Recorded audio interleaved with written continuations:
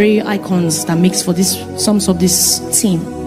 When I came and said, wow, this is good. And I struggled with my look, struggled with where I was coming from, struggled with a lot around me. And now to worsen it, even my look wasn't looking like a look to me.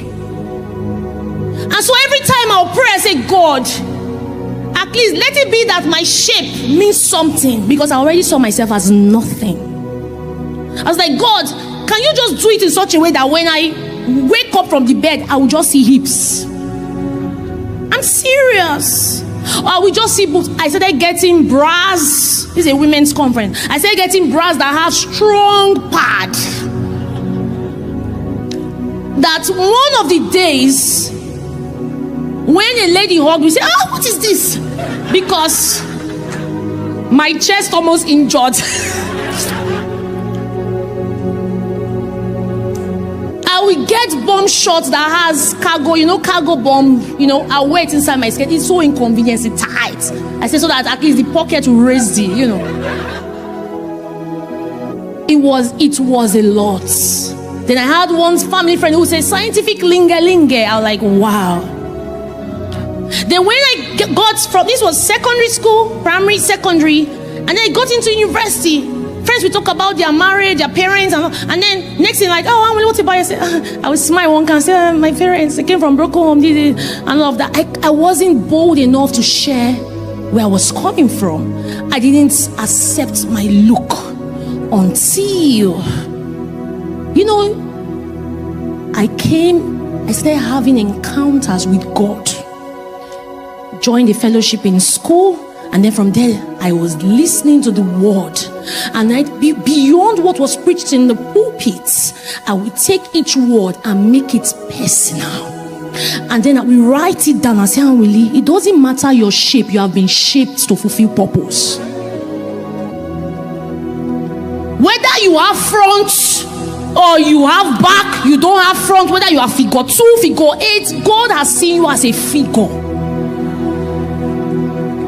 I will write it down. I will speak it to myself. Because listen, it's not enough to know the word. If you do not cast down imaginations deliberately, the pictures will remain permanent. You are the only one who can do it for yourself. Because listen, no matter the message will not become personal to you, you cannot manifest it. Because it must switch from pulpit to personal thing. Because it is you who can fight for the identity that has been given to you already, so you can accept it. Alright, I say, Willie, you may not be shaped, but God has shaped you to fulfill a purpose. I remember many times my daddy will come home and say, look at them, female, he will beat my mom, everything. I saw myself like, God, are you anything? What still was separating, moving from a house where we're using water system, and then moved to a place where we're now using pit toilets. My mom's parents' place. And I'm like, God, what? My mom's parents? I said, what is all of this? And then I started speaking to myself. I will take stick notes, I will write it. And Willie, you are somebody. And Willie, you are somebody. I will hear voices telling me, look at you, shut up, you are nothing. And Willie, you are somebody. I will scream out loud, you are somebody. Because listen, I realized that loud confessions are weightier than silent confessions. I realized it. The loud confessions. So when the devilish voice is speaking, I'm speaking out. I'm like, really, you are somebody. How you are not. Look at your mom, look at your father. How do you think you ever arise? Really, you are somebody. I'll be speaking it. I'll be making loud confessions. But what I was doing was I was breaking patterns. I was demolishing every demonic voice. The word of God is not only for information, it's for confrontation. So I was confronting opposers. Anybody that speaks otherwise. I was speaking to myself. I was speaking. Because listen, for you who are single here, what you don't tell yourself will make you lead yourself to wrong choices. I said speaking to myself. I said accepting my hipless states. When people compliment you, it's not enough. It doesn't do nothing. That That is why when they say you are beautiful, you say, really? Because you don't know your reality. So I started telling myself, only you are beautiful. When I started accepting me, I started creating the atmosphere that brings attraction that is sustained. Listen to my word, attraction that is sustained. Because somebody can be attracted to you and you can drive the person because you have not accepted you.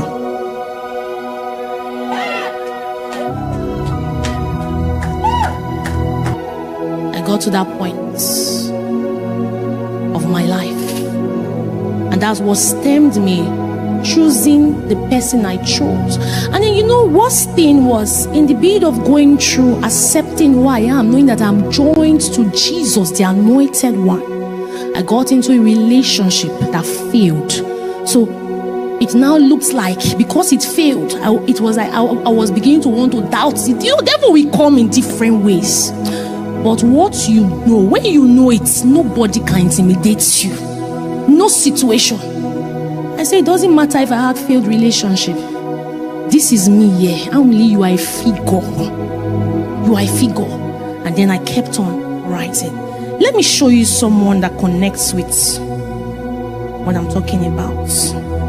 The part where I am is how you were born, how you look, where you are coming from, does not in any way limit your fulfilling who God has called you to be. Once you know your identity. Let's look at somebody in the Bible. Judges chapter 11, verse 1 to 2. It's about Jephthah. It says, now Jephthah, the Gileadite, was a mighty man of valor. I would like it to be projected. Good. Thank you very much, media. Verse 1. Let's start from verse 1. So you can listen to this. It says, now Jephthah, the Gileadite, was a mighty man of valor. And he was the son of what? He was the son of who? And Gilead begat Jephthah. Verse 2. And Gilead's wife bare him sons, and his wife's sons grew up, and they thrust out Jephthah. Jephthah was thrown away. He was first the son of a harlot, and then they now threw him away. You know why I'm reading this scripture? Somebody is here. They're like, who born me? Doesn't look like it makes sense. I'm a mistake. He was the son of a harlot. What still? They threw him out. And they trusted Jephthah and said unto him, thou shalt not inherit in our father's house, for thou art the son of a strange woman. If you go down to the last verses of this particular chapter, you realize that these same people who threw him out, he was thrown out of his very community that he was used to. When it came to a point in their life when there was war, they looked for Jephthah. If you look at the verse 1, he was introduced as what? A mighty man of valor. But everything around him didn't look like it. It didn't look like it. My background didn't look like it. My look didn't look like it. Everything around me didn't look like it.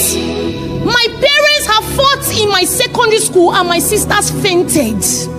I'm telling you where I'm coming from. Nothing looked like it. If somebody shares the prophet and say, will you become a female minister tomorrow? You'll be this, it didn't make sense. Because listen, when God calls you, it doesn't make sense. It doesn't matter if the things around you don't make sense, or what the prophetic word doesn't make sense. But when he has called you, because you are joined to him, it must surely be fulfilled, whether they believe it or not. It didn't matter. Growing up, I was called feeble, even in marriage. I remember some of my husband's relatives, they looked at me and said, this one is feeble. You know, if somebody describes you in a very big grammar, I didn't even know the meaning of feeble. To God, I say feeble. I had to check the dictionary. You know, there's a way somebody will describe you, and is beyond saying you are lazy. You now use one word. That's why I was called. This was Jephthah. He was thrown out, despised. in my mom's parents' side, they will differentiate. They would love one more than the other, and all those things were happening. But you see, the purpose of God upon my life, the situation, the circumstances, did never changed it. It was there. Never think that just because things are not working out in the way it should work out, you feel like, oh, maybe I will never amount to it anymore. It's a lie from the pit of hell. It's a lie. That we look at us, females are nothing. Who is the female standing here today? The female. Girls are nothing. That's what he was told, and he spoke it. He was a mighty man of valor. When God introduces you, nobody can stop it. When God puts a description on you, is a seal, nobody can unseal it, except it's you who changes your identity, except it's you who have refused to accept who you are. They looked for Jephthah. That's what they did. They looked for him. Let me tell you, God will do so much in your life that even your parents that have been neglected, because you stood and God is ready, you'll be remembered. They will be remembered. Let me explain. Don't joke with the call of God upon your life. My mom was one that nobody remembered. Let me call her the rejected. She went through hell. Going through giving birth to 5 girls, looking for a male child. She gave birth to 5 girl children through CS, because she was trying to keep her marriage that was never kept. Flesh don't keep marriage, but let's keep it there till tomorrow.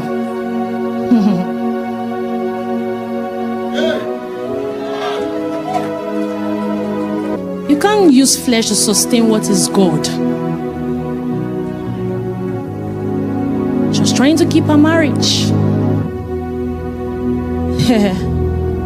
5 children out of CS. I told God, I said, God, if not for anything, for the sake of this woman, make me.